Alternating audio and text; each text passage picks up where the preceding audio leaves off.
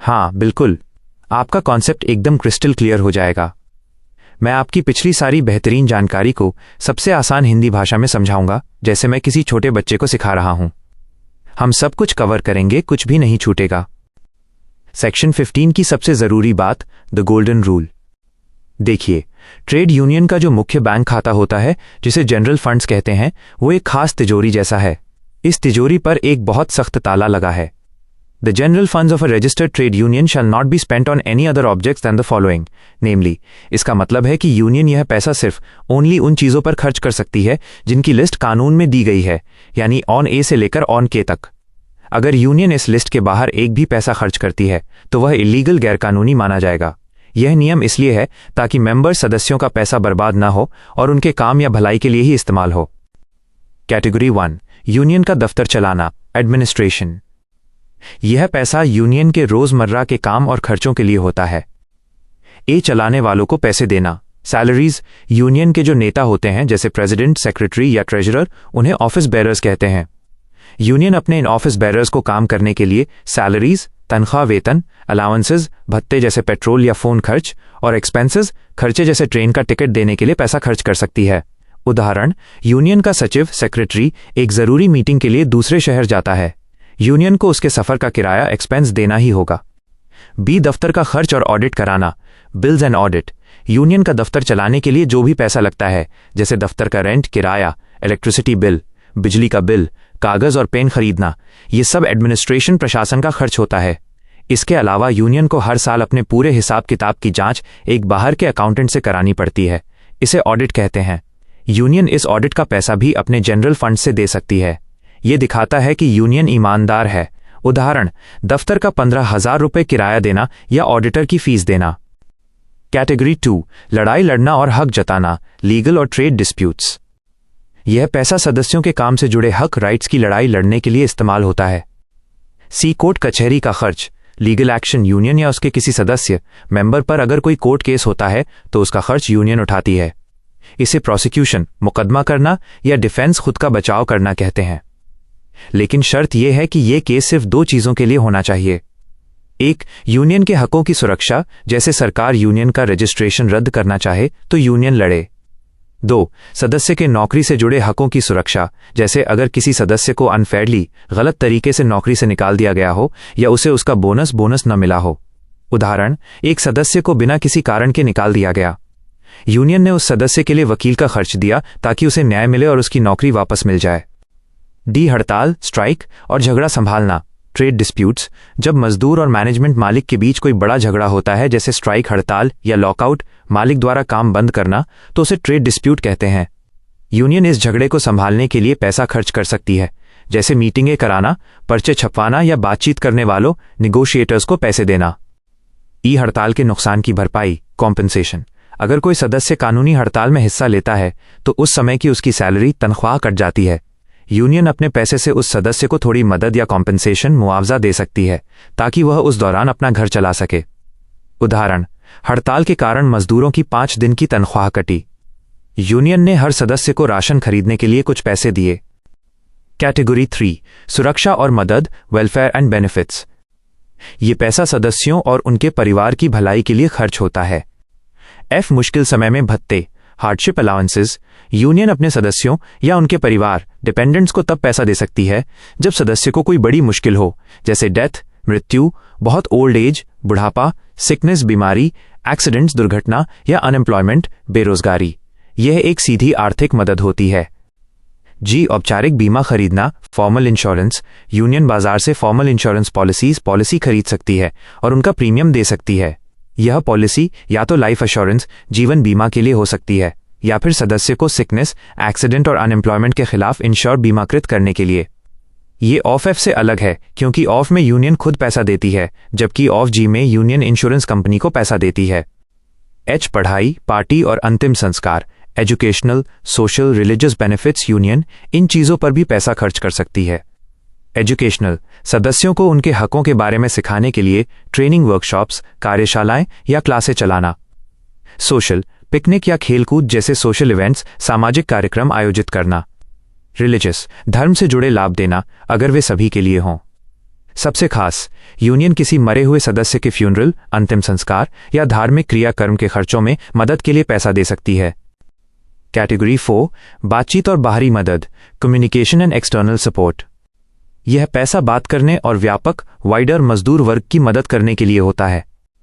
आई पत्रिका छापना, पब्लिशिंग अ periodical. Union एक periodical, नियमित पत्रिका या न्यूज़लेटर छाप सकती है। शर्त यह है कि इस पत्रिका में ज्यादातर मेनली बातें एम्प्लॉयर, मालिक और वर्कमैन मजदूरों को प्रभावित करने वाले क्वेश्चन, सवालों के बारे में होनी चाहिए। उदाहरण, एक मासिक मंथली पत्रिका छापना जिसमें नई सरकारी नीतियों और वेतन वेज वार्तालापों की खबरें हों। जे बाहर दान देना, चैरिटेबल कॉन्ट्रीब्यूशंस, 25% का नियम, द 25% रूल। यूनियन उन चीजों के लिए भी पैसा दे सकती है जिनसे वर्कमैन इन जनरल, सभी मजदूरों को फायदा हो। यह एक तरह का डोनेशन दान है। उदाहरण, किसी दूसरी जगह बाढ़ से प्रभावित मजदूरों के लिए बने फंड में दान देना। मगर यहां एक बहुत सख्त नियम है, द स्ट्रिक्ट लिमिट। यूनियन एक साल में कुल 25%, 1/4 से ज्यादा पैसा दान नहीं कर सकती। यह 25% किस चीज का? ये उस साल की शुरुआत में उसके पास मौजूद पैसा और उस साल अब तक इकट्ठा हुए नए पैसे को मिलाकर बनता है। यह नियम यह सुनिश्चित करता है कि यूनियन का ज्यादातर पैसा उसके अपने सदस्यों के लिए ही रहे। के सरकार द्वारा मंजूर खर्च, गवर्नमेंट अप्रूव्ड स्पेंडिंग। ये आखिरी पॉइंट है। अप्रोप्रिएट गवर्नमेंट, सही सरकार, केंद्र या राज्य को लगता है कि कोई नई चीज है जिस पर यूनियन को पैसा खर्च करना चाहिए और वह चीज इस लिस्ट में नहीं है, तो सरकार एक नोटिफिकेशन, सूचना जारी करके यूनियन को वो खर्च करने की इजाजत दे सकती है। यह नियम कानून को फ्लेक्सिबल, लचीला बनाता है। उदाहरण, अचानक कोई राष्ट्रीय आपदा आ गई, सरकार एक नोटिफिकेशन जारी करके यूनियन को यह मंजूरी दे सकती है कि वो अपने फंड से सदस्यों के लिए तुरंत दवाइयां या मास्क खरीद सके। अब आपके सारे कॉन्सेप्ट्स क्रिस्टल क्लियर हैं। आप जानते हैं कि पैसा कहां से आ सकता है, ए से आई और के, और सबसे बड़ी पाबंदी और जे क्या है। क्या आप ट्रेड यूनियंस एक्ट 1926 के अगले सेक्शन को भी इसी तरह आसान और विस्तृत हिंदी में समझना चाहेंगे?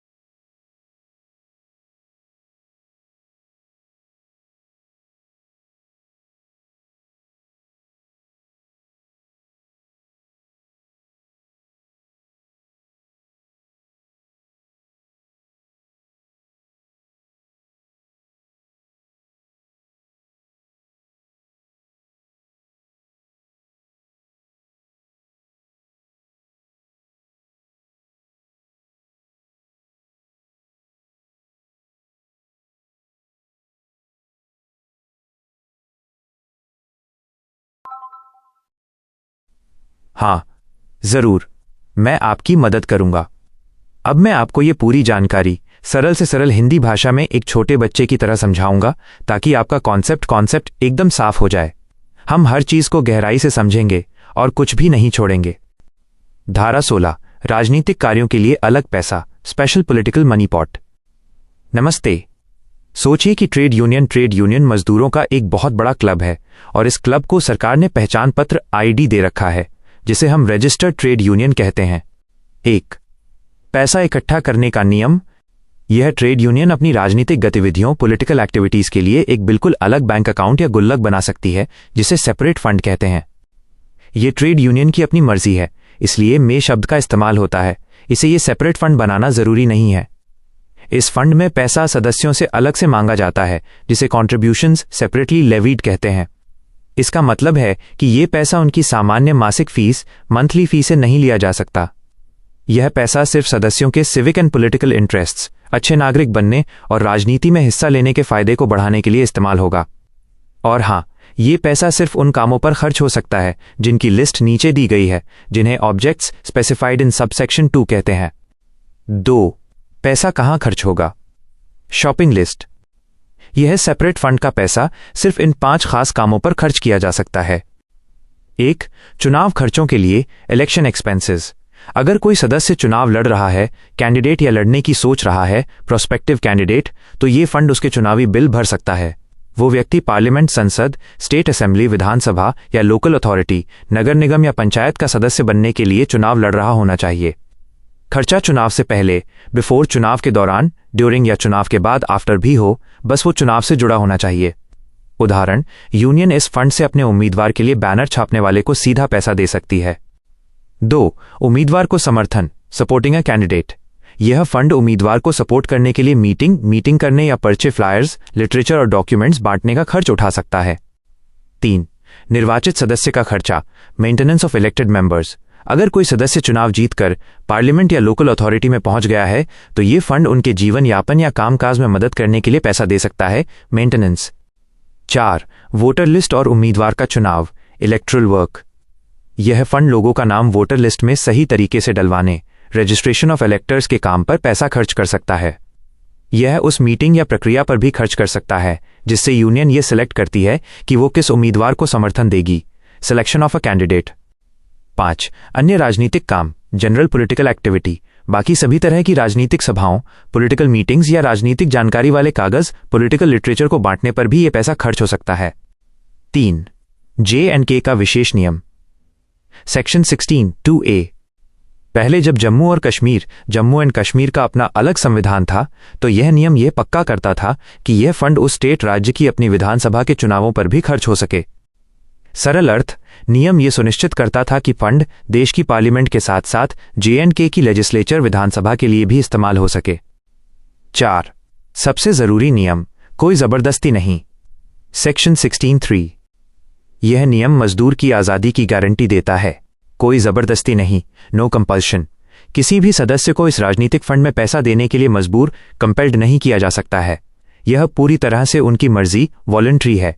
समान व्यवहार, नो डिसएडवांटेज। जो सदस्य इस फंड में पैसा नहीं देता है, यूनियन उससे अपनी बाकी की सुविधाओं, बेनिफिट्स को छीन नहीं सकती है।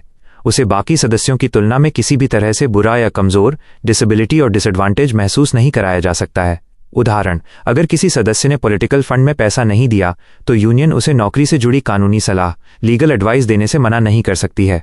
केवल एक छूट, ओनली एक्सेप्शन, अगर आप पैसा नहीं देते हैं तो आपको इस सेपरेट फंड को कैसे चलाया जाएगा, कंट्रोल और मैनेजमेंट, इस पर फैसला लेने का अधिकार नहीं होगा। जुड़ने की शर्त नहीं, कंडीशन फॉर एडमिशन। यूनियन किसी नए व्यक्ति को ये नहीं कह सकती कि अगर तुम ये पॉलिटिकल फंड का पैसा नहीं दोगे तो हम तुम्हें अपने क्लब में, ट्रेड यूनियन में नहीं लेंगे। धारा 17, साजिश के आरोपों से सुरक्षा, प्रोटेक्शन फ्रॉम कंस्पिरेसी चार्जेस। यह ट्रेड यूनियन के सदस्यों को एक सुरक्षा कवच, शील्ड देता है ताकि वे अपने काम से जुड़े फैसले लेते समय अपराधी न बन जाएं। 1.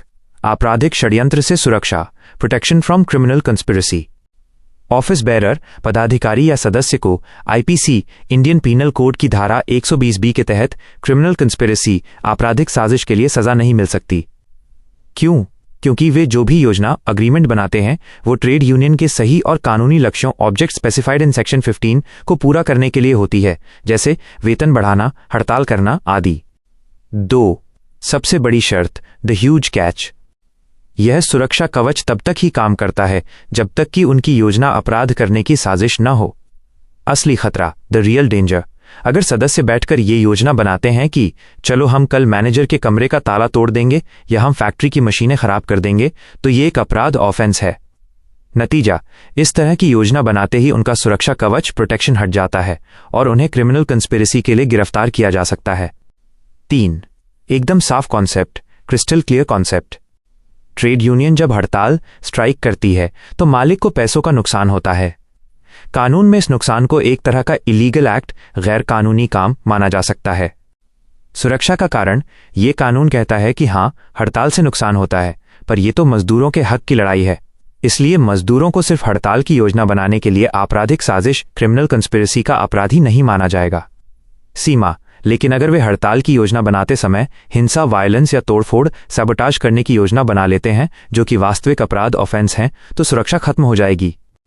इस तरह धारा 17 मजदूरों को शांतिपूर्ण, पीसफुल और कानूनी, लॉफुल तरीके से अपने हक के लिए लड़ने की आज़ादी और सुरक्षा देती है।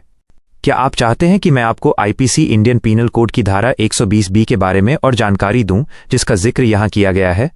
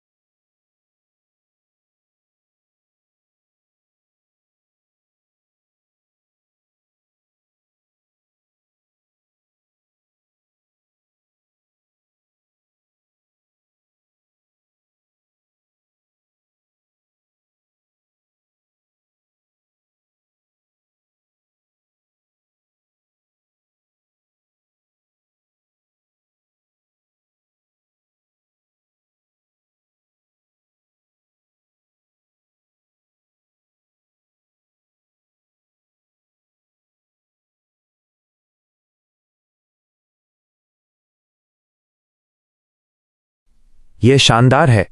अब हम इस पूरी जटिल जानकारी को बहुत ही सरल हिंदी में सीखेंगे, जैसे आप एक छोटे बच्चे हैं और मैं आपका शिक्षक हूं। मैं हर टेक्निकल वर्ड को अंग्रेजी में ही रखूंगा ताकि आप दोनों भाषा में एक्सपर्ट बन सकें।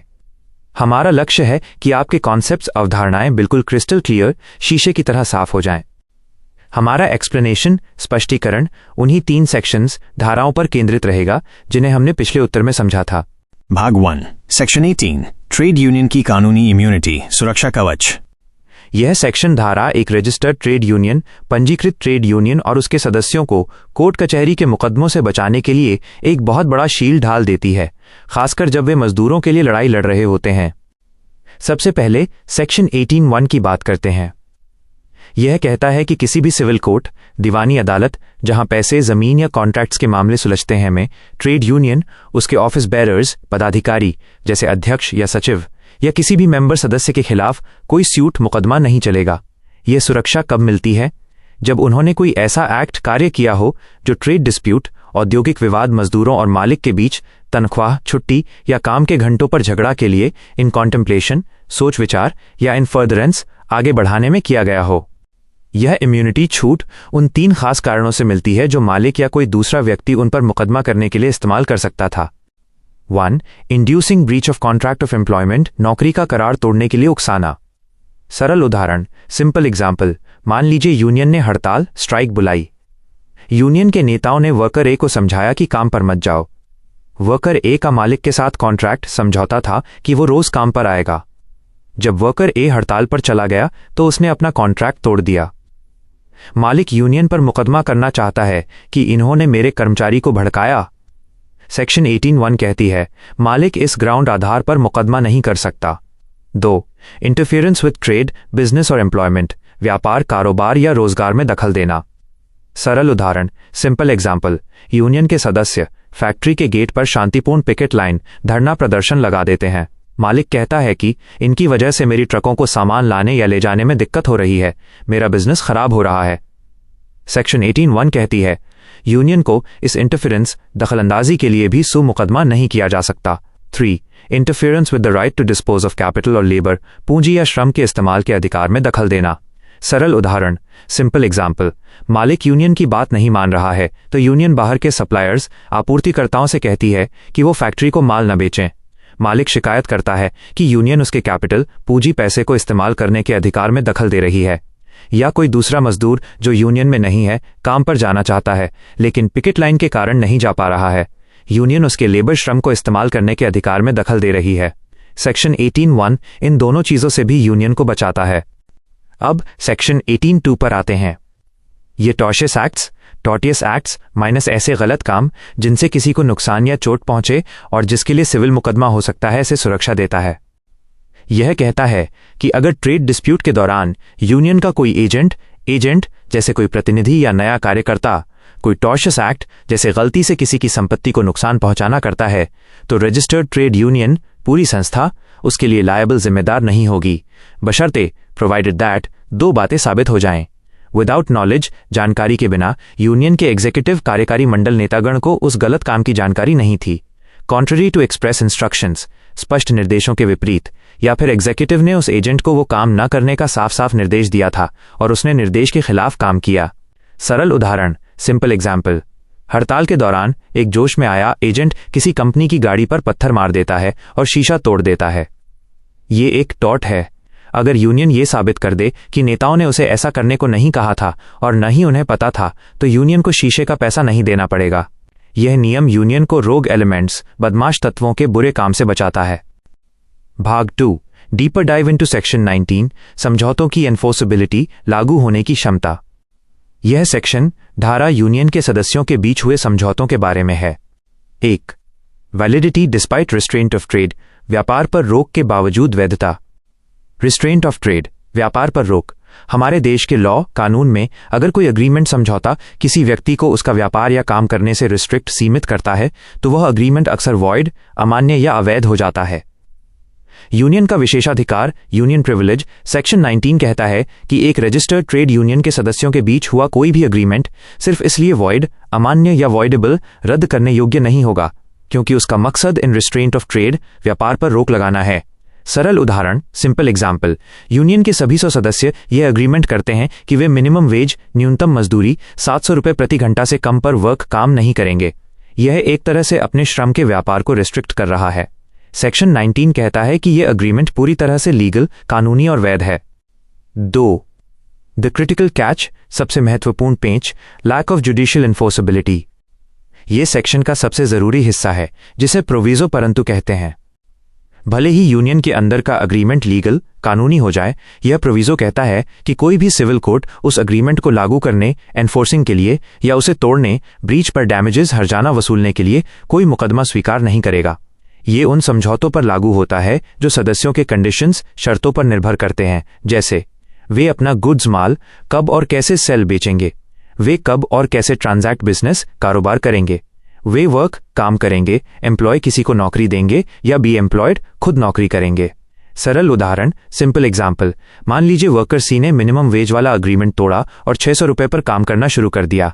यूनियन के बाकी सदस्य गुस्सा हो सकते हैं।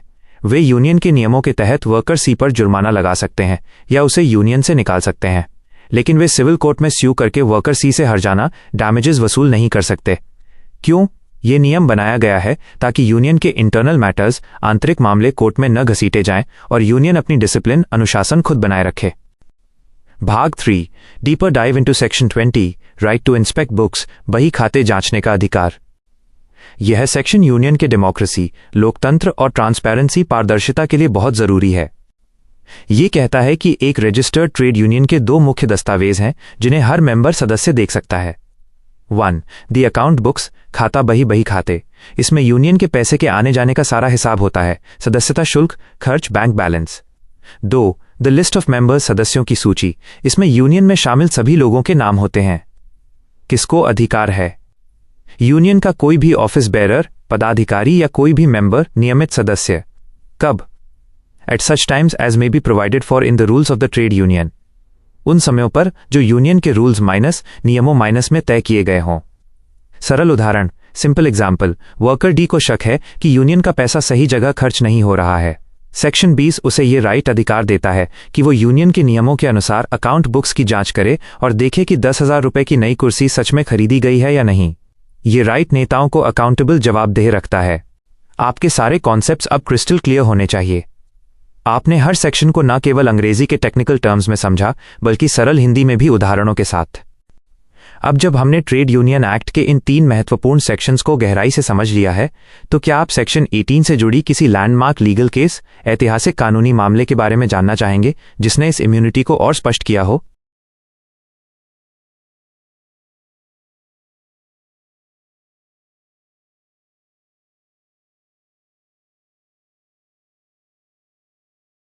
ये लीजिए आपकी पूरी ट्रेड यूनियंस एक्ट की व्याख्या को सबसे सरल हिंदी में, जिसमें हर बात शामिल है और आपके कॉन्सेप्ट्स एकदम स्पष्ट हो जाएंगे।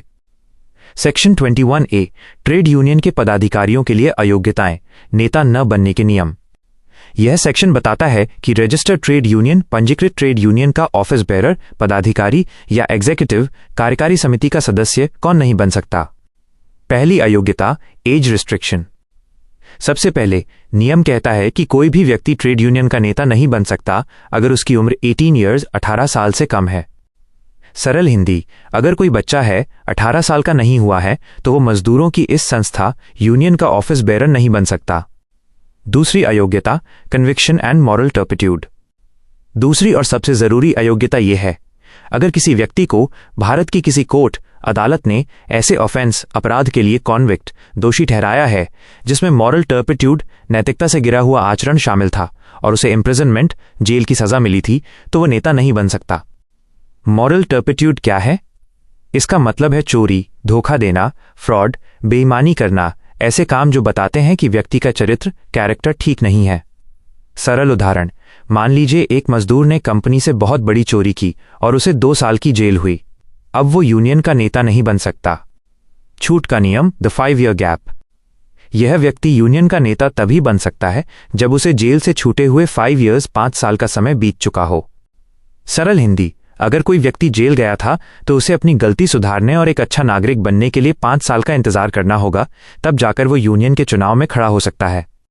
पुराना नियम और संशोधन, the 1964 amendment rule. Section 21A2 एक खास नियम बताता है जो Indian trade unions amendment act 1964, भारतीय ट्रेड यूनियन संशोधन अधिनियम 1964 के लागू होने पर आया था। सरल हिंदी, अगर 1964 में यह नया नियम आने से पहले ही कोई व्यक्ति नेता था और उस पर यह जेल और मॉरल टर्पिट्यूड वाला पुराना दाग था, तो उसे तुरंत अपनी पोस्ट छोड़नी पड़ेगी। छूट, हाँ, अगर उस नेता को जेल से छूटे हुए 5 साल 1964 का नियम आने से पहले ही पूरे हो चुके थे तो वो अपनी पोस्ट पर बना रह सकता था। ये नियम यह सुनिश्चित करने के लिए था कि सारे नेता उस दिन से क्लीन रिकॉर्ड, साफ रिकॉर्ड वाले हों। जम्मू और कश्मीर का विशेष उल्लेख, J&K क्लॉज। सेक्शन 21A3 में एक कानूनी एडजस्टमेंट, समायोजन है।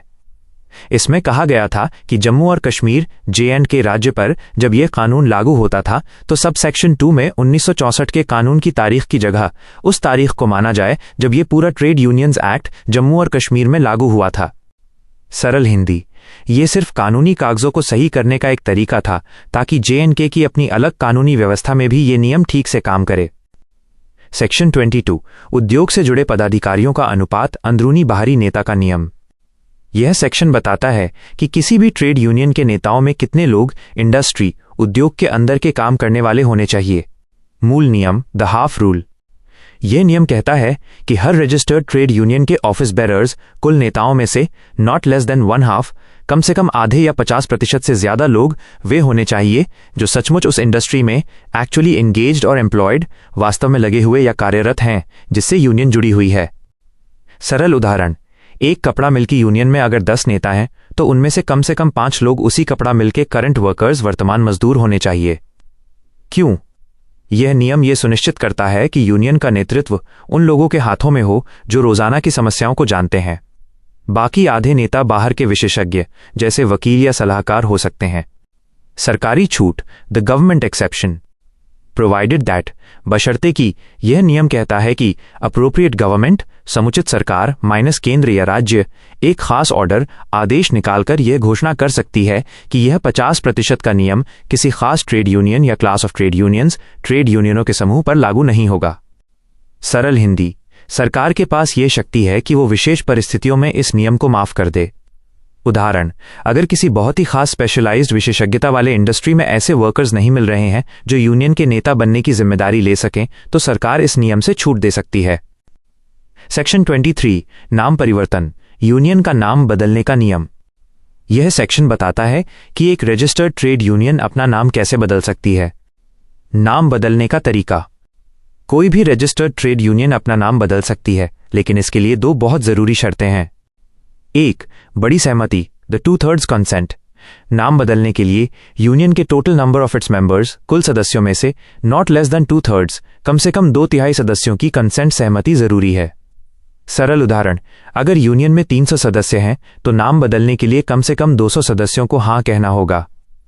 यह बताता है कि नाम बदलना पूरे समूह की इच्छा होनी चाहिए। 2, कानूनी प्रक्रिया, सेक्शन 25 कंप्लायंस। यूनियन को सेक्शन 25 के प्रोविजंस, प्रावधानों का भी पालन करना होगा।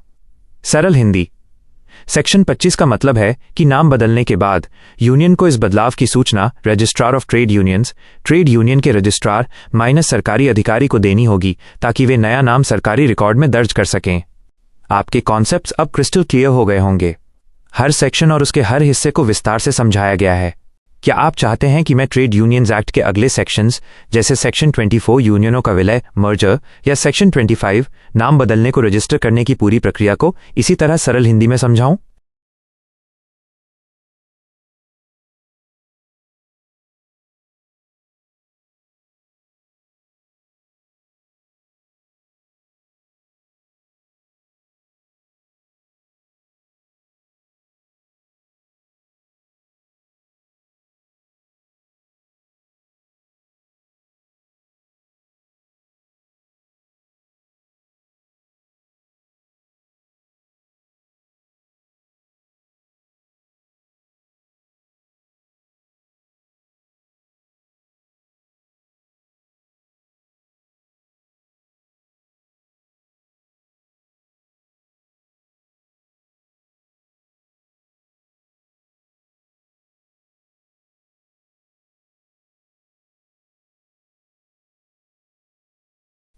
ये बहुत अच्छा है।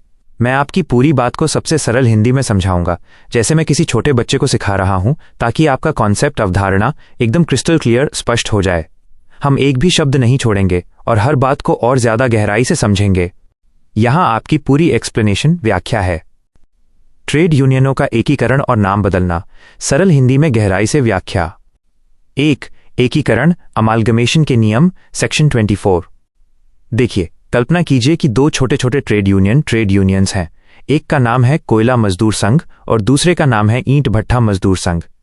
ये दोनों मिलकर एक शक्तिशाली यूनियन बनाना चाहते हैं, जिसका नाम होगा महामजदूर यूनियन। इसे ही एकीकरण अमालगमेशन कहते हैं। कौन जुड़ सकता है? यह नियम कहता है कि कोई भी दो या दो से अधिक यूनियन संघ जो रजिस्टर्ड पंजीकृत हैं, यानी जिनके पास सरकारी लाइसेंस है, वे जुड़ सकते हैं। पैसे फंड्स का क्या होगा? जब ये यूनियन जुड़ेंगे तो वे अपनी मर्जी से तय कर सकते हैं कि पुराने यूनियंस के फंड्स पैसे को क्या करना है। वे चाहें तो सारे पैसे एक साथ मिला लें, इसे डिसोल्यूशन कहते हैं, या चाहें तो कुछ पैसों को अलग अलग हिसाब में रखें, इसे डिवीजन कहते हैं। कानून यहां उन्हें पूरी छूट देता है। सबसे बड़ा और कड़ा नियम वोटिंग की शर्तें। एकीकरण अमालगमेशन इतना बड़ा फैसला है कि कानून इसे आसान नहीं बनाता। इसे पास करने के लिए दो कड़े नियम मानने पड़ते हैं।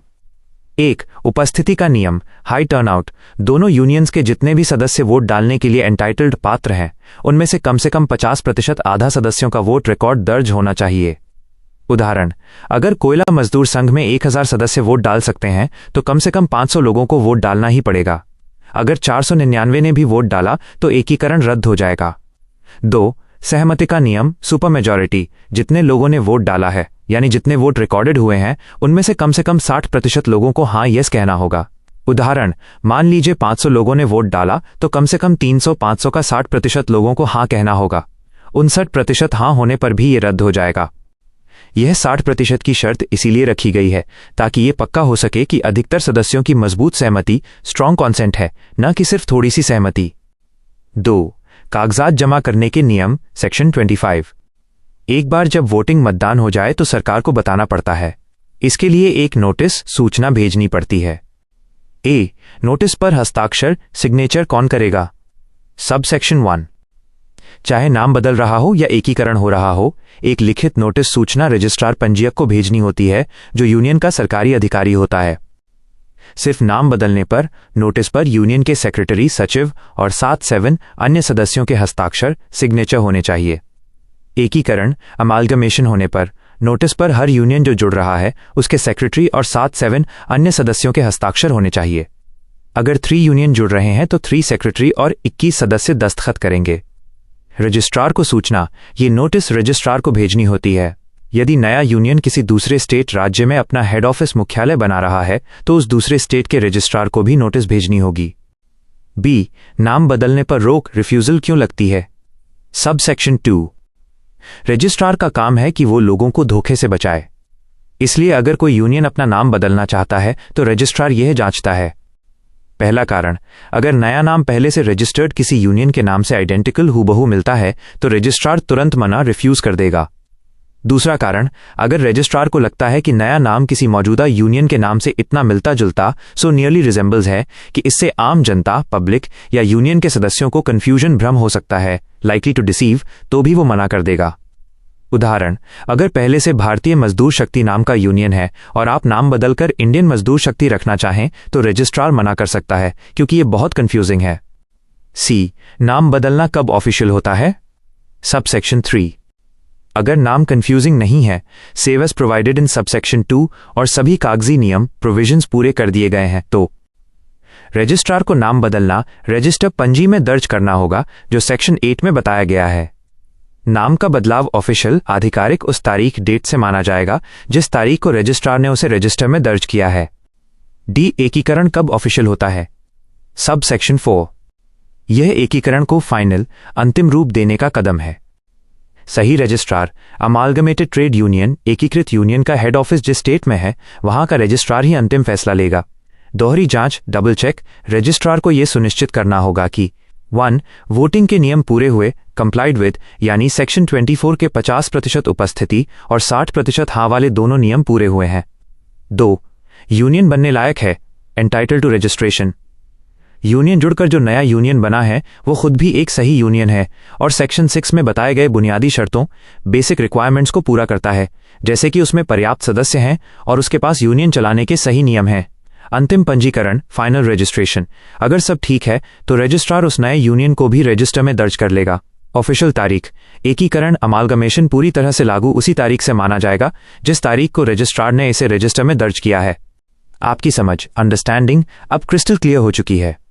क्या आप अब ये जानना चाहेंगे कि सेक्शन 6 में यूनियन के रजिस्ट्रेशन के लिए कौन कौन सी बेसिक रिक्वायरमेंट्स, बुनियादी शर्तें बताई गई हैं?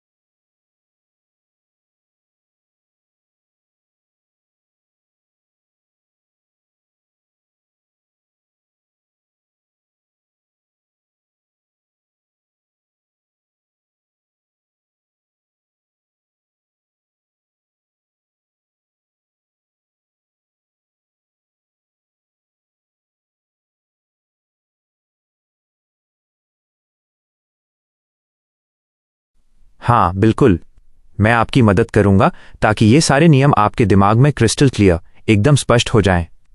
हम इन्हीं नियमों को सबसे सरल हिंदी में समझेंगे, जैसे मैं आपको कोई कहानी सुना रहा हूं। जो भी टेक्निकल वर्ड्स, तकनीकी शब्द हैं, उन्हें मैं ब्रैकेट में अंग्रेजी में लिख दूंगा। यह पाठ ट्रेड यूनियन के बहुत ज़रूरी नियमों के बारे में है, जिन्हें आप कर्मचारियों का एक बहुत बड़ा और आधिकारिक ऑफिशियल समूह मान सकते हैं। धारा 26, पहचान बदलने के नियम, नाम बदलना और मिलना। ये धारा ये सुनिश्चित करती है कि अगर कोई ट्रेड यूनियन अपना नाम बदलती है या किसी दूसरी यूनियन के साथ मिल जाती है तो भी उसके काम, जिम्मेदारियां और कानूनी मामले वैसे के वैसे ही बने रहें। इससे स्थिरता, स्टेबिलिटी बनी रहती है। 1. नाम बदलने का असर, effects of change of name. मान लीजिए एक यूनियन है जिसका नाम मजदूर एकता संघ है और वो अपना नाम बदलकर कर्मचारी प्रगति मंच कर लेती है। अधिकार और कर्तव्य, नाम बदलने से यूनियन के राइट्स, अधिकार और ऑब्लिगेशंस, कर्तव्य, जिम्मेदारियां पर कोई असर नहीं पड़ेगा। अगर यूनियन को अपनी पिछली नाम से दफ्तर का किराया देना था तो नए नाम से भी ये ऑब्लिगेशन, कर्तव्य बना रहेगा। कोर्ट केस, लीगल प्रोसीडिंग्स, अगर यूनियन का किसी कंपनी के साथ कोर्ट में कोई केस चल रहा है तो नाम बदलने से वो केस डिफेक्टिव, खराब नहीं हो जाएगा या रुक नहीं जाएगा। कार्यवाही जारी रखना, जो भी कानूनी कार्यवाही, लीगल प्रोसीडिंग पुराने नाम से शुरू हुई थी उसे अब यूनियन के नए नाम से ही आगे बढ़ाया जा सकता है। किसी को ये बहाना बनाने की इजाजत नहीं मिलेगी कि अरे अब तो नाम बदल गया इसलिए हम पे केस नहीं हो सकता। कानून कहता है कि नाम बदला है पर यूनियन वही है। 2. अमालगमेशन या विलय का असर। अमालगमेशन, विलय का मतलब है जब 2 या 2 से ज्यादा रजिस्टर्ड ट्रेड यूनियंस, पंजीकृत ट्रेड यूनियन मिलकर एक हो जाती हैं। यूनियन के अधिकार, मान लीजिए यूनियन ए और यूनियन बी मिलकर सुपर यूनियन सी बन गईं, तो अमालगमेशन, विलय होने से पुरानी यूनियनों के किसी भी राइट, अधिकार को कोई प्रेजुडिस, नुकसान नहीं पहुंचेगा। कर्ज देने वालों का अधिकार, क्रेडिटर्स राइट, अगर यूनियन ए ने किसी बैंक से कर्ज लिया था यानी बैंक उसका क्रेडिटर, लेनदार था, तो अमालगमेशन, विलय के बाद भी बैंक का ये राइट, अधिकार सुरक्षित रहेगा कि वो नए बड़े यूनियन सी से अपना पैसा वापस मांग सके। यूनियनें मिलकर बड़ी हो सकती हैं लेकिन वे अपने कर्ज से भाग नहीं सकती। धारा 27, यूनियन बंद होने के नियम, डिसोल्यूशन। यह धारा बताती है कि जब कोई ट्रेड यूनियन हमेशा के लिए बंद होने का फैसला करती है, डिसोल्यूशन, तो उसे क्या क्या औपचारिक, फॉर्मल कदम उठाने होते हैं ताकि सब कुछ सही और पारदर्शी, ट्रांसपेरेंट तरीके से हो। 3. बंद होने की सूचना, नोटिस ऑफ डिसोल्यूशन। जब कोई रजिस्टर्ड ट्रेड यूनियन, पंजीकृत ट्रेड यूनियन डिसॉल्व, भंग होने का फैसला करती है तो उसे ये कदम उठाने पड़ते हैं। हस्ताक्षर, सिग्नेचर्स, यूनियन के बंद होने की खबर, नोटिस पर कम से कम 7 सदस्य और यूनियन के मुख्य अधिकारी यानी सेक्रेटरी, सचिव के हस्ताक्षर, सिग्नेचर्स होने जरूरी हैं। यह दिखाता है कि यह फैसला बहुमत और प्रमुख नेता दोनों की सहमति से हुआ है। समय सीमा टाइम लिमिट। यह नोटिस सूचना यूनियन के बंद होने के फैसले के 14 दिनों 14 डेज के अंदर अंदर सरकार के अधिकारी रजिस्ट्रार को भेज दी जानी चाहिए। यह स्ट्रिक्ट टाइमलाइन सख्त समय सीमा इसलिए है ताकि कोई देरी या गड़बड़ी न हो। रजिस्ट्रार की संतुष्टि। रजिस्ट्रार इस डिसोल्यूशन भंग को तभी रजिस्टर पंजीकृत करेंगे जब वे इस बात से सेटिस्फाइड संतुष्ट होंगे कि यूनियन ने बंद होने के लिए अपने ही रूल्स नियमों का पूरी तरह से पालन किया है, जैसे कि अपने नियम पुस्तिका के अनुसार वोटिंग कराई गई थी या नहीं। असर की तारीख। यूनियन आधिकारिक तौर पर ऑफिशियली उसी तारीख से डिसॉल्व भंग मानी जाएगी जिस तारीख को रजिस्ट्रार इसे रजिस्टर पंजीकृत कर लेते हैं, इससे पहले नहीं। 4. पैसे का बंटवारा डिस्ट्रीब्यूशन ऑफ फंड्स।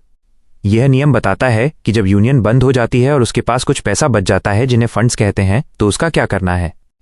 नियम पुस्तिका की जांच। जब डिसोल्यूशन भंग रजिस्टर हो जाता है तब सबसे पहले यूनियन की रूल बुक नियम पुस्तिका देखी जाती है। अगर रूल बुक में लिखा है कि पैसे को क्या करना है, जैसे सारा पैसा शिक्षा दान में दे दिया जाए, तो वही किया जाएगा। अगर नियम ना हो, एब्सेंस ऑफ रूल्स। लेकिन यदि यूनियन की रूल बुक में यह नहीं बताया गया है कि बचे हुए फंड्स पैसों का बंटवारा कैसे किया जाएगा। रजिस्ट्रार का हस्तक्षेप। तो रजिस्ट्रार खुद ही बीच में आकर उस पैसे को यूनियन के सदस्यों के बीच बांट देंगे। यह बंटवारा एक विशेष manner as may be prescribed निर्धारित तरीके से होगा, यानी सरकारी नियमों में जो तरीका लिखा है उसी के अनुसार फेयर निष्पक्ष तरीके से बंटवारा किया जाएगा। आप बहुत अच्छे से सीख रहे हैं। ये नियम पारदर्शिता, ट्रांसपेरेंसी और जवाबदेही अकाउंटेबिलिटी सुनिश्चित करते हैं। क्या आप जानना चाहेंगे कि रजिस्ट्रार की भूमिका इतनी महत्वपूर्ण क्यों होती है?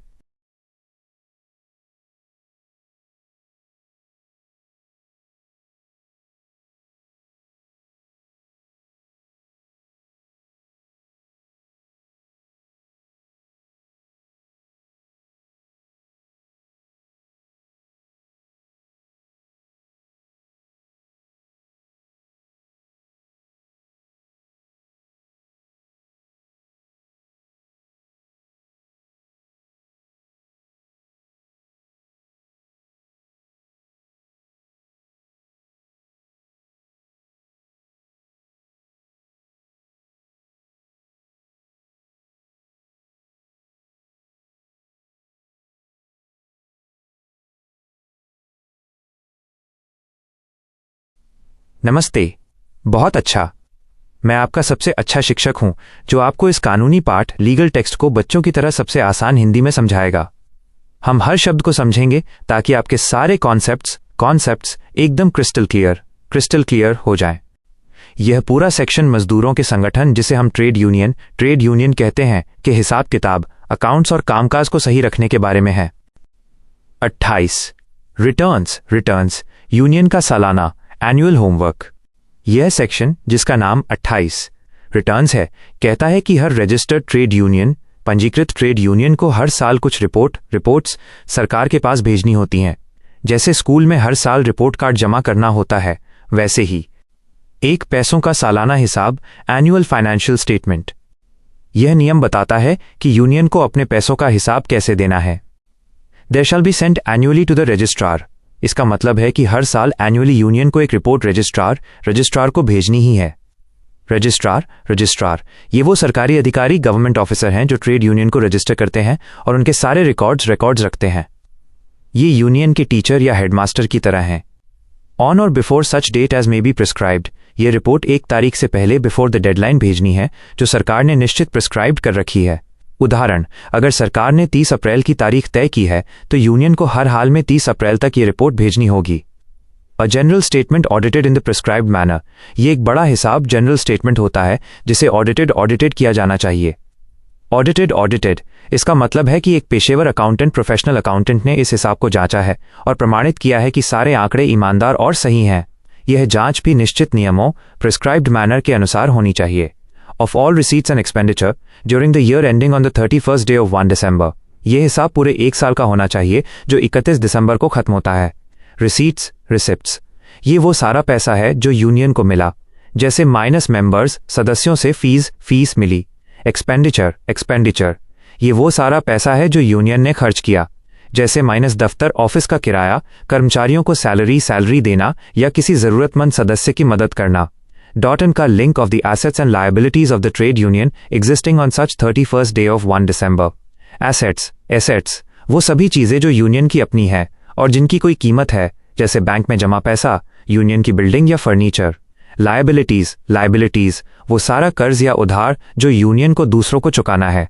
ये दोनों चीजें 31 दिसंबर को मौजूद एग्जिस्टिंग होनी चाहिए। The statement shall be prepared in such form and shall comprise such particulars as may be prescribed. हिसाब किताब की ये रिपोर्ट एक खास तरीके फॉर्म से और छोटे छोटे विवरण पर्टिकुलर्स के साथ तैयार की जानी चाहिए, जैसा सरकार ने तय प्रिस्क्राइब्ड किया है। 2. लीडर्स और नियमों का update, leaders and rules update. पैसों के हिसाब के साथ यूनियन को 2 और जरूरी चीजें भेजनी होती हैं। A statement showing all changes of 2 office bearers made by the trade union during the year.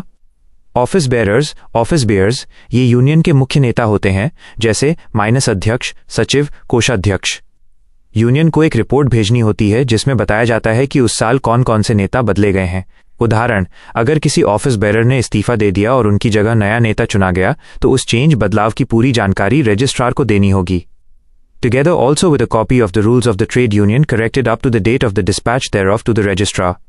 Union को अपने नियमों की किताब, रूल बुक की एक कॉपी भी भेजनी होती है। Corrected up to the date of the dispatch, ये नियम की किताब एकदम नई होनी चाहिए।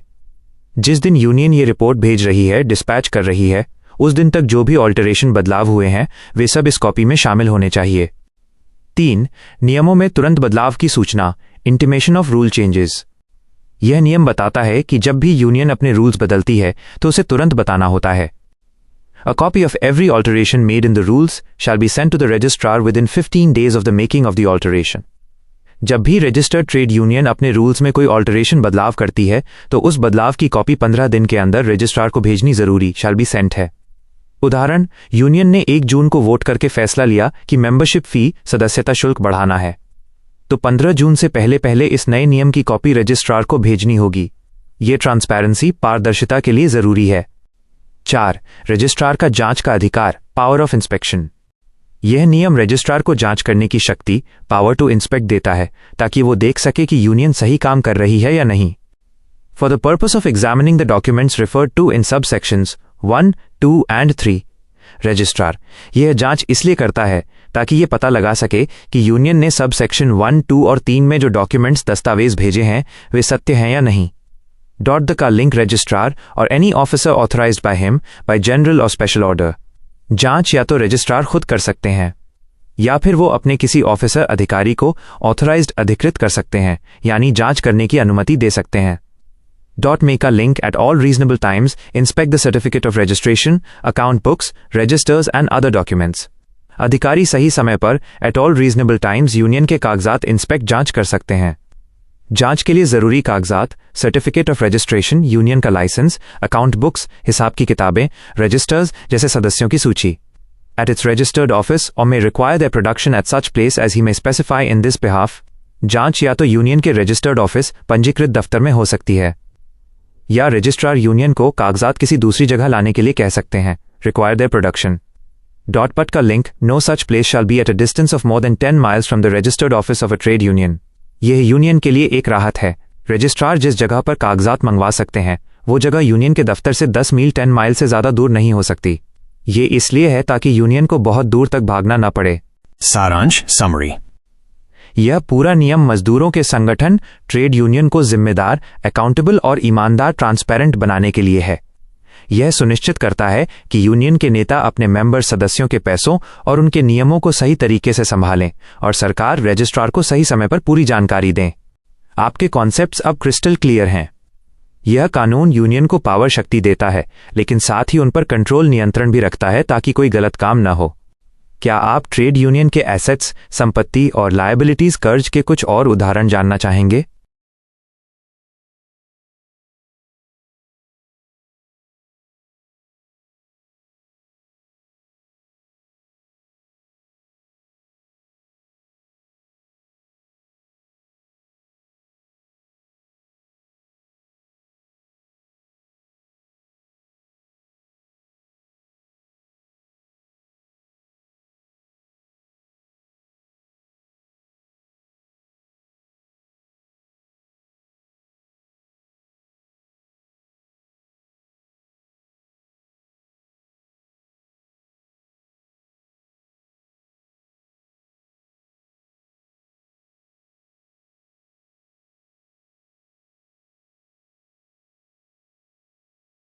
ऑफ कोर्स, यह बहुत ही अच्छा विचार है कि आप अपनी समझ को हिंदी में और भी ज्यादा स्पष्ट करना चाहते हैं।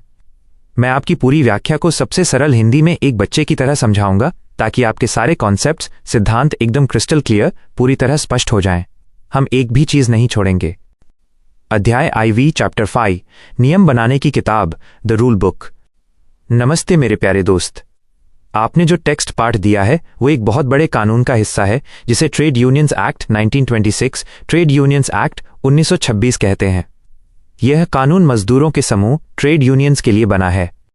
यह हिस्सा अध्याय IV चैप्टर 5 हमें बताता है कि इस बड़े कानून को जमीन पर लागू करने के लिए जरूरी छोटे और बारीक नियम, जिसे रेगुलेशंस कहते हैं, कौन और कैसे बनाएगा। जैसे एक हवाई जहाज का बड़ा ब्लूप्रिंट खाका होता है और फिर उसे बनाने के लिए छोटे छोटे मैनुअल्स, निर्देशिकाएं होती हैं। ये रेगुलेशंस वही मैनुअल्स हैं। रेगुलेशन 29, नियम बनाने की शक्ति, पावर टू मेक रेगुलेशंस। यह रेगुलेशन नियम हमें बताता है कि रूल्स, नियम बनाने की ताकत किसके पास है और वे क्या क्या नियम बना सकते हैं। पहला भाग, पार्ट 1, नियम कौन बनाएगा। ओरिजिनल टेक्स्ट, मूल पाठ 4, तारांकन the 5 appropriate government may make regulations for the purpose of carrying into effect the provisions of this act। सरल हिंदी, यह पावर, शक्ति, अप्रोप्रिएट गवर्नमेंट, उपयुक्त सरकार के पास है। यह सरकार ही इन छोटे छोटे रेगुलेशंस को बनाएगी। यहां अप्रोप्रिएट गवर्नमेंट का मतलब है या तो सेंट्रल गवर्नमेंट, केंद्र सरकार, अगर यूनियन पूरे देश के लिए है जैसे रेलवे यूनियन, या फिर स्टेट गवर्नमेंट, राज्य सरकार, अगर यूनियन केवल एक राज्य के लिए है जैसे किसी स्थानीय फैक्ट्री की यूनियन। ये रेगुलेशंस इसलिए बनाए जाते हैं ताकि इस एक्ट, अधिनियम के सारे प्रोविजंस, प्रावधान को कैरिंग इनटू इफेक्ट, असली में लागू किया जा सके, यानी कानून को प्रैक्टिकल, व्यावहारिक बनाया जा सके। दूसरा भाग, पार्ट 2, नियम किस चीज के बारे में होंगे। The scope. ओरिजिनल टेक्स्ट, मूल पाठ। In particular and without prejudice to the generality of the foregoing power, such regulations may provide for all or any of the following matters, namely। सरल हिंदी, यह बहुत कानूनी भाषा है, लेकिन इसका मतलब है हम नीचे कुछ खास एग्जाम्पल्स, उदाहरण दे रहे हैं कि नियम किस बारे में हो सकते हैं, लेकिन without prejudice to the generality of the foregoing power. इसका मतलब यह नहीं है कि सरकार सिर्फ इन्हीं 5 चीजों के लिए नियम बना सकती है। जरूरत पड़ने पर वो रेगुलेशन 29(1) की बड़ी पावर का इस्तेमाल करके और भी नियम बना सकती है। यह एक लीगल सेफ्टी नेट, कानूनी सुरक्षा जाल है। 5 खास नियम, द 5 स्पेसिफिक एरियाज। अब हम उन 5 चीजों को देखते हैं जिनके बारे में नियम जरूर बनाए जाते हैं। यूनियन का रजिस्ट्रेशन प्रोसेस। ओरिजिनल टेक्स्ट, मूल पाठ। The manner in which trade unions and the rules of trade unions shall be registered and the fees payable on registration. सरल हिंदी, नियम बताते हैं कि ट्रेड यूनियन को रजिस्टर्ड, पंजीकृत कैसे किया जाएगा, मैनर, तरीका, और फीस, शुल्क कितनी लगेगी। उदाहरण, सरकार नियम बना सकती है कि यूनियन को फॉर्म A भरकर कम से कम 7 सदस्यों के सिग्नेचर, हस्ताक्षर के साथ जमा करना होगा। ये मैनर है। इसके लिए 100 रुपए की फीस देनी होगी। B, हेड ऑफिस बदलना, transfer of registration. Original text, मूल पाठ। The transfer of registration in the case of any registered trade union which has changed its head office from one state to another. सरल हिंदी, अगर कोई registered union अपना मुख्य दफ्तर, head office, एक राज्य, स्टेट से दूसरे राज्य में ले जाती है तो उसके रजिस्ट्रेशन, पंजीकरण के कागजात को आधिकारिक रूप से कैसे ट्रांसफर, हस्तांतरित किया जाएगा, इसके नियम बनते हैं। उदाहरण, यूनियन का दफ्तर महाराष्ट्र से गुजरात चला गया। नियमों में लिखा होगा कि यूनियन को दोनों राज्यों के रजिस्ट्रार सरकारी अफसर को रिटन नोटिस, लिखित सूचना देनी होगी और सदस्यों से मंजूरी लेनी होगी। C, यूनियन के पैसों की जांच, auditing the accounts. Original text, मूल पाठ। The manner in which and the qualifications of persons by whom the accounts of registered trade unions or of any class of such unions shall be audited। सरल Hindi, union के पैसे के record, accounts की जांच, audited लेखा परीक्षा कैसे की जाएगी, मैनर, और जांच करने वाला आदमी कितना क्वालिफाइड, योग्य होना चाहिए, क्वालिफिकेशंस, इसके नियम बनाए जाते हैं। यह सबसे जरूरी है। उदाहरण, नियम यह सुनिश्चित करेंगे कि यूनियन के पैसे की जांच केवल एक चार्टर्ड अकाउंटेंट CA ही कर सकता है। मैनर में यह लिखा होगा कि हर फाइनेंशियल ईयर, वित्तीय वर्ष के बाद 3 महीने के अंदर जांच पूरी होनी चाहिए। यह फाइनेंशियल इंटेग्रिटी, वित्तीय ईमानदारी पक्की करता है। D, सरकारी कागजात देखना, inspection of documents. Original text, मूल पाठ। The conditions subject to which inspection of documents kept by registrars shall be allowed and the fees which shall be chargeable in respect of such inspections and। सरल Hindi, registrar के पास union के जो official documents, आधिकारिक दस्तावेज रखे हैं, उन्हें कौन, कब और कैसे देख सकता है। इंस्पेक्शन, इसके लिए कंडीशंस, शर्तें और फीस तय की जाती हैं। उदाहरण, नियम कह सकते हैं। कंडीशंस, आप कागजात सिर्फ दोपहर 2 से 4 बजे के बीच देख सकते हैं और आपको पहले एक एप्लीकेशन आवेदन देना होगा। फीस, कागजात देखने के लिए प्रति घंटा 10 रुपए का फी लगेगा। ई, बाकी बची चीजें, catch all provision. Original text, मूल पाठ, any matter which is to be और मे बी प्रिस्क्राइब्ड। सरल हिंदी, ये आखिरी पॉइंट है जो कहता है कि अगर एक्ट में किसी भी जगह लिखा है कि ये काम प्रिस्क्राइब्ड, नियमों में लिखा हुआ तरीके से होगा, तो सरकार उस चीज के लिए भी रेगुलेशन बना सकती है। यह सुनिश्चित करता है कि कोई भी छोटी सी डिटेल, बारीक जानकारी छूट न जाए। रेगुलेशन 30, नियम कैसे लागू होंगे, पब्लिकेशन प्रोसेस। यह हिस्सा बताता है कि नियम बनाने के बाद उन्हें लोगों तक कैसे पहुंचाया जाएगा ताकि वे ऑफिशियल लॉ, आधिकारिक कानून बन जाएं। पहला भाग, पार्ट 1, पहले दिखाओ फिर बनाओ, प्रीवियस पब्लिकेशन। ओरिजिनल टेक्स्ट, मूल पाठ। The power to make regulations conferred by Section 29 is subject to the condition of the regulations being made after previous publication. सरल हिंदी, रेगुलेशन 29 की पावर इस्तेमाल करने से पहले सरकार को एक शर्त पूरी करनी होगी। नियम बनाने से पहले उन्हें प्रीवियस पब्लिकेशन, पहले से प्रकाशित करना होगा, यानी ड्राफ्ट, कच्चा मसौदा सबको दिखाना होगा। दूसरा भाग, पार्ट 2, 3 महीने का इंतजार, the 3-month window. Original text, मूल पाठ। The date to be specified shall not be less than 3 months from the date on which the draft of the proposed regulations was published for general information. सरल हिंदी, जब सरकार draft regulations को लोगों को दिखा देगी तो उसे कम से कम 3 months, 3 महीने का इंतजार करना होगा। वह 3 महीने से पहले उन नियमों को अंतिम रूप, फाइनल फॉर्म नहीं दे सकती। ये इंतजार क्यों? ताकि जनरल इन्फॉर्मेशन, आम जानकारी के लिए प्रकाशित किए गए ड्राफ्ट को पढ़ने के बाद लोग जैसे यूनियन के सदस्य अपनी राय, सुझाव या आपत्तियां, ऑब्जेक्शन सरकार को भेज सकें। यह फेयरनेस, निष्पक्षता का सिद्धांत है। तीसरा भाग, पार्ट 3, नियम का अंतिम रूप, फाइनल स्टेप। ओरिजिनल टेक्स्ट, मूल पाठ। Regulations so made shall be published in the official gazette and on such publication shall have effect as if enacted in this act. सरल हिंदी, जब सारे सुझावों पर विचार हो जाएगा तो अंतिम नियम को ऑफिशियल गजेट, सरकारी राजपत्र में पब्लिश्ड, प्रकाशित किया जाएगा। ऑफिशियल गजेट सरकार का आधिकारिक न्यूज़पेपर, समाचार पत्र है। सबसे महत्वपूर्ण बात, the ultra power shall have effect as if enacted in this act. इसका मतलब है कि जैसे ही नियम ऑफिशियल गजेट में छप जाते हैं वे उतने ही शक्तिशाली बन जाते हैं जितना कि ट्रेड यूनियंस का पूरा बड़ा कानून है। अगर आप इस छोटे रेगुलेशन को तोड़ते हैं तो ये माना जाएगा कि आपने पूरा बड़ा एक्ट तोड़ा है और आपको उसी हिसाब से सजा मिल सकती है। अब आपके सारे कॉन्सेप्ट्स क्रिस्टल क्लियर हो जाने चाहिए। क्या आप अब ये जानना चाहेंगे कि ट्रेड यूनियन के सदस्यों के राइट्स, अधिकार और लायबिलिटीज, जिम्मेदारियां क्या होती हैं?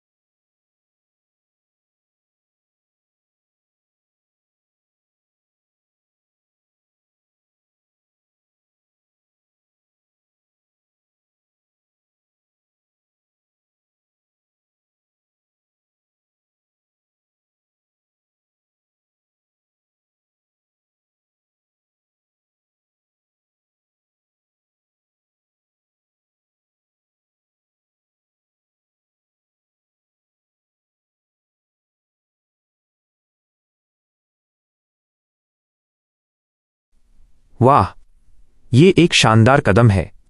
मैं आपको ये सारी जानकारी सबसे सरल हिंदी में समझाऊंगा, जैसे आप एक छोटे बच्चे हैं जो पहली बार बड़े लॉज, कानून के बारे में सीख रहे हैं।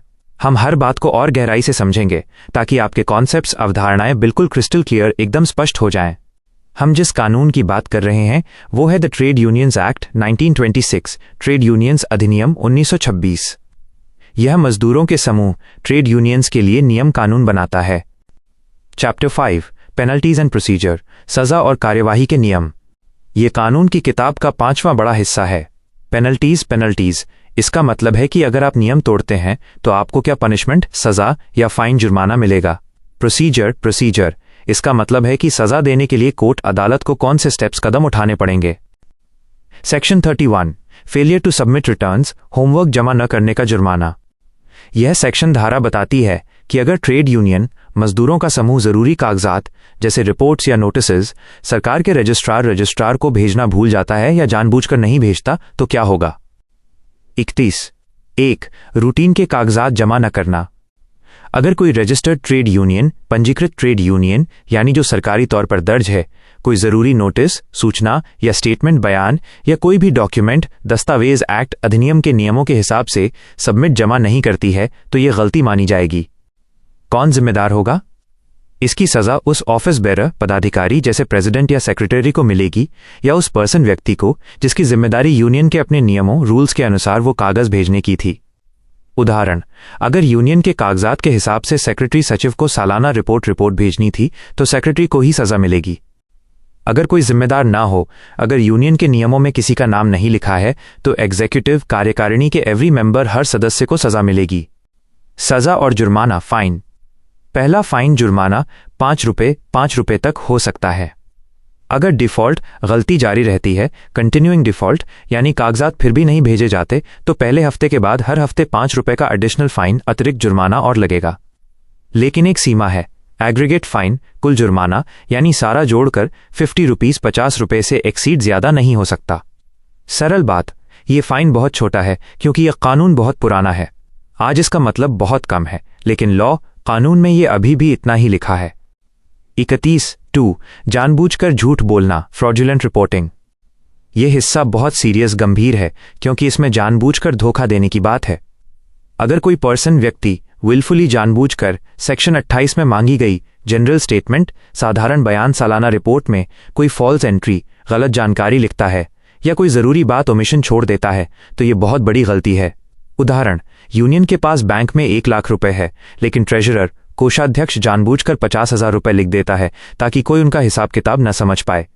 या अगर कोई व्यक्ति रूल्स, नियमों की कॉपी प्रति या नियमों में किए गए ऑल्टरेशंस, बदलाव को भेजते समय झूठ बोलता है। उदाहरण, यूनियन ने अपने सदस्यों का फी, शुल्क दोगुना कर दिया है लेकिन रजिस्ट्रार को भेजी गई कॉपी में वो पुराने फी की जानकारी ही रखता है। सजा और जुर्माना, फाइन। इस गलती के लिए फाइन 500 रुपीज, 500 रुपए तक हो सकता है। सरल बात, देखिए, भूलने, फेलियर की सजा सिर्फ 50 रुपए है लेकिन जानबूझकर झूठ बोलने, विलफुली मेकिंग फॉल्स एंट्रीज की सजा 500 रुपए तक है। झूठ बोलना कानून की नजर में 10 गुना ज्यादा खराब है। सेक्शन 32, सप्लाइंग फॉल्स इंफॉर्मेशन, नकली रूल बुक का झूठ। ये सेक्शन उन लोगों के लिए है जो यूनियन के बारे में नकली कागजात का इस्तेमाल करके लोगों को डिसीव, धोखा देने की कोशिश करते हैं। धोखा देने की कोशिश, अगर कोई इंटेंट टू डिसीव, धोखा देने की नीयत से किसी यूनियन के मेंबर, सदस्य को या किसी ऐसे पर्सन को जो मेंबर बनने की सोच रहा है, कोई डॉक्यूमेंट, कागज देता है जो पपोर्टिंग लगता तो रूल्स की कॉपी है पर देने वाला जानता है कि वह नॉट अ करेक्ट कॉपी, सही कॉपी नहीं है।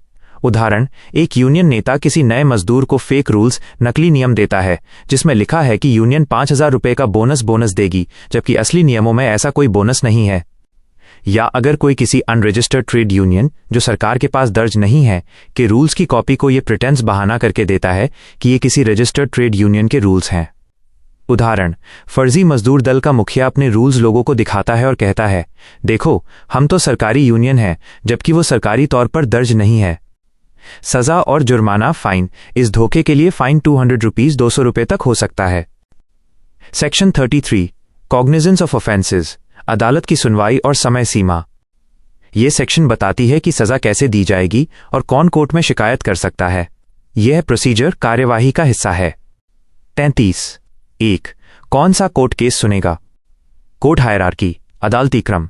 कोई भी ऐसा कोर्ट जो प्रेसिडेंसी मजिस्ट्रेट या magistrate of the first class, प्रथम श्रेणी के मजिस्ट्रेट से इंफीरियर, छोटा या नीचे का हो, वो इस एक्ट, अधिनियम के तहत आने वाले किसी भी ऑफेंस, अपराध पर ट्राई, सुनवाई नहीं कर सकता। सरल बात, इसका मतलब है कि ये मामले सीनियर, वरिष्ठ और इंपॉर्टेंट जजेस, महत्वपूर्ण न्यायाधीश के पास ही जाएंगे। छोटे मोटे कोर्ट्स, अदालतें इनको नहीं सुन सकते। 33. 2 केस कौन शुरू कर सकता है और कब तक? कंप्लेंट, शिकायत की शर्तें।